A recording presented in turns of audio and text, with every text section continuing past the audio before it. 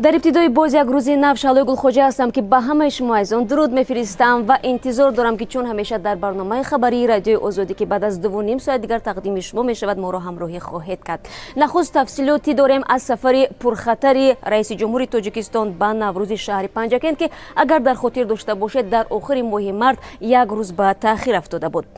با باز شدن مرزهای میان تاجیکستان و ازبکستان تبادل کالای ارزان میان این دو کشور امکان پذیر شد، ولی طوری به نظر می رسد نرخ‌ها به تدریج برابر می شوند. تحریم امریکا قربی روبل روسی را پایین برد و این روند به بازار تاجیکستان و به حیات مهاجران تاجیک در روسیه چه تاثیر خواهد گذاشت؟ در این باره ما گزارش داریم. رهبر فیسبوک مبارزه را ضد فیک نیوز شدت بخشیده است، ولی اعتراف میکند که در سال 2016 ضمن انتخابات پرزیدنتی امریکا نتوانست معلومات خصوصی کاربرانش را از شرکت هایی که زیر نفوذ روسیه بودند امین نگاه بدارد.